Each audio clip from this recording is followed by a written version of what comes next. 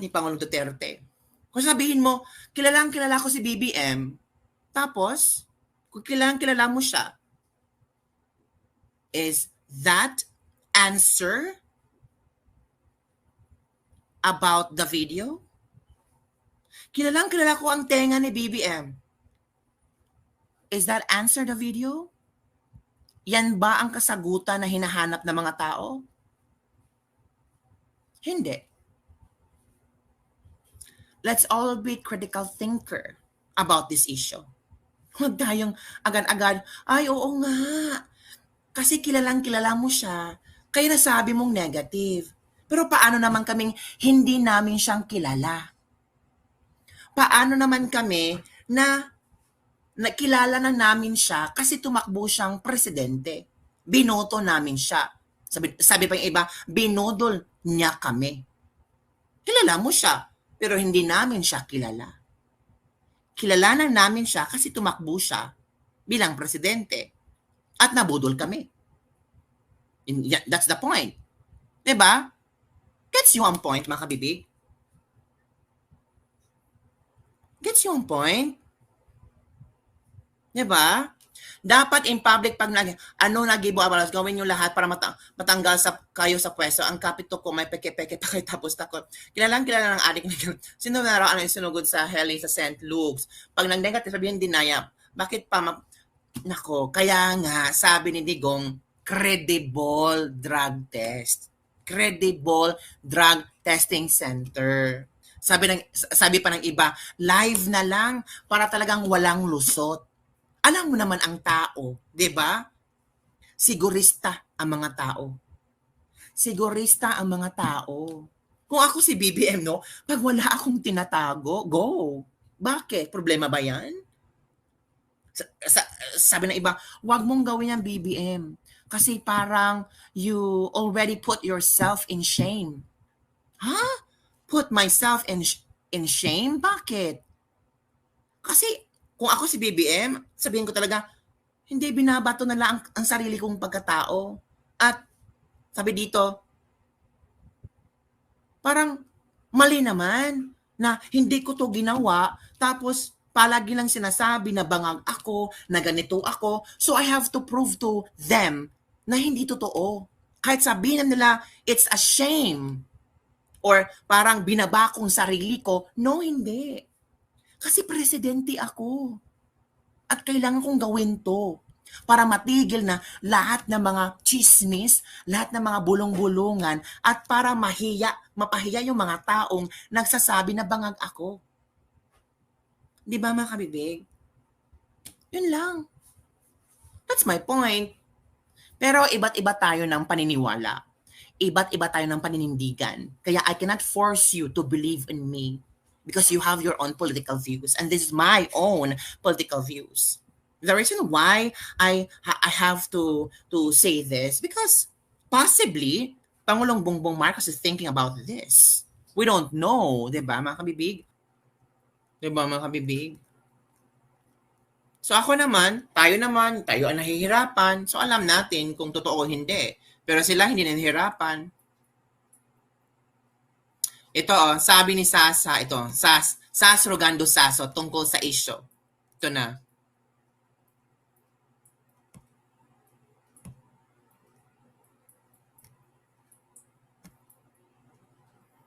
Sas Rogando Saso, go dear. Kalampagin mo na. Not a single Marcos, not a single Romualdez has ever denied that their relative is a coke user. Correct. Did Amy Marcos deny it? Did any of the Romualdez deny it? Yung mga anak ni Bongbong Marcos na sa politika, nag-deny ba? Ang sabi ni Sandro Marcos, this is for destabilization. Did they deny? Hindi. Meron ba tayong narinig? Have we ever heard Senator Amy Marcos? Senator Amy Marcos, nako, pinatatamaan na ni Sas Rogando Sasot, oh. Senator Amy Marcos, bakit ang hirap mag-deny? Bakit ang hirap magsabi ng no? Bakit ang hirap magsabi ng yes? Senator Amy Marcos, alam mo, pasensya na ha, this is my point of view. Sa lahat na may istorya, aside from hair follicle test, ikaw ang tanging pag-asa ng mga Pilipino na sasagot kung totoong bangag ang kapatid mo. Kasi pag hindi mo ito sasagutin, Senator Amy Marcos, madadamay ka. Why? Ibang mag-isip ang mga tao eh. Lalo na kung hindi masusupil, hindi matitigil itong pagtaas ng presyo ng bilihin. Kasi ang palaging biniblame ng tao ay ang presidente. Then, kung biniblame ng tao ang presidente natin, it will continue and open to the idea of the Polvoron video. And later on, it will connect to Amy Marcos. At madadamay ka. Kasi magpa-re-elect ka bilang senador. So this is a challenge for Senator Amy Marcos. Is it a yes or no? You decide. That her brother is not a coke user? Have we even ever heard the wife? Nagpa-interview na yung wife, diba? Kay Katoni. Ang nireklamo lang niya si Vice President Sara Duterte parang ngumiti nung sinabi ni Duterte na bangag ang presidente. But have you ever heard her deny that her husband is a coke user? Ang tagal-tagal na anong petsa na hindi ba? Alam niyo, napakadaling sabihin, no? Kung ikaw ay nasa pang-araw-araw na buhay ng isang tao at nakikita mo ang kanyang pang-araw-araw na gawa. True. Kung ito ay gumagamit o hindi. Alam mo siguro maraming Pilipino ang nagkaroon ng relative na drug user. Yes. Alam niyo yan. Mm-hmm. Di ba? Yeah. So yan mga kabibig. Not yan ang komento ni Sas Rugando Sason. So ano ang yung komento tungkol dito? Ano sa palagay nyo? Kayang sabihin ni Amy Marcos ang katotohanan? Napaka-simple naman, sabi niyang hindi. Hindi totoo yan. Puro aligasyon yan. I know my brother. Diba? Napakadali. Kaya nga itong si Daryl Yap, mga kabibig. Si Daryl Yap talaga. Grabe. Daryl Yap. Trending na trending ngayon. Kasi tinawag niya si Pangulong Bongbong Marcos na isang disease. Nako, grabe. Naku, grabe naman mga kabibig. Anong sabi ni Daryl Yap kay Pangulong Bongbong Marcos? Ito ha. Itong sasabihin ko ha. Basahin ko yung post ni Daryl Yap. And then sabi niya, aside from not wanting Lenny to win, my love for Amy and Inday drove me to be active during the 2022 elections. Makinig ha.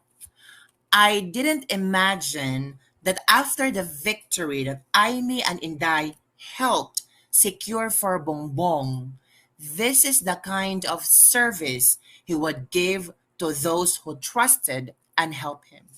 Hindi akalain ni Direk Daryl Yap na ito pala yung magiging tawag dito, response ni Bongbong Marcos. Hindi akalain ni Daryl Yap na parang iiwan sa ere ang mga taong may malaking kontribusyon sa pagiging presidente mo. Hindi akalain ni Direk Daryl Yap na parang basura ka na lang. Na parang tapos na kami sa'yo, tapos na ako sa'yo. And that's end. Period. I don't know you na. Parang ganun ba? Ganun yung pag-interpret ko ha. Ito pa. I just didn't imagine that Inday and her family will be treated like this just because she is still the Filipinos' number one. Dapat ba talagang intrigahin si VP Inday? Dapat ba talagang ganito ang inyong gagawin kay VP Inday at ang kanyang pamilya? Diba? And I guess that's my fault. Hala, may inamin si Direk Daryl Yap na kasalanan ko to.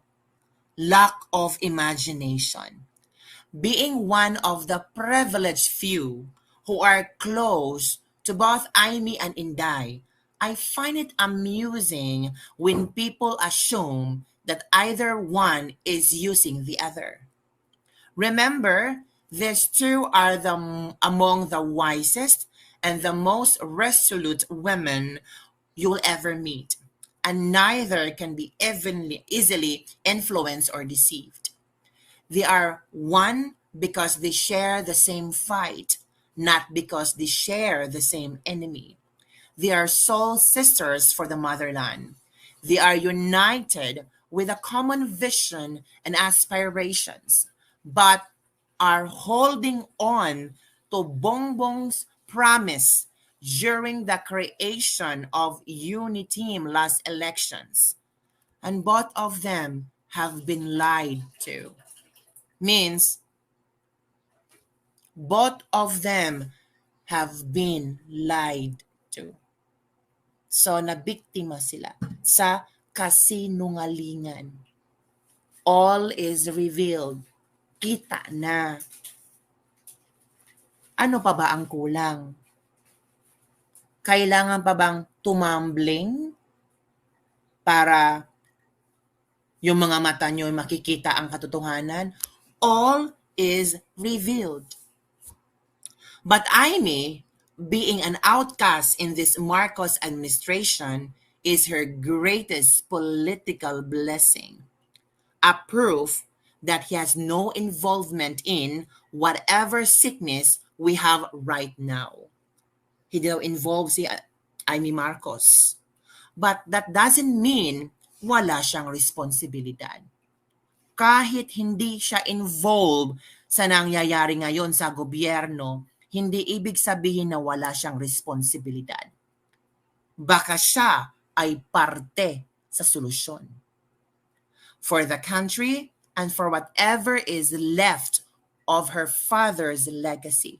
Hahayaan kaya ni Amy Marcos na maibasura at makalimutan ng sambayanang Pilipino ang legasiya na pinag-iingatan nila na ayaw nilang makalimutan at pwede na babalik muli at ma-experience nila muli yung napakalagim na trahedya sa buhay nila. Or gawing basura na lang ang father's legacy nila. This I say with a broken heart. Our President, Bongbong Marcos, is a disease.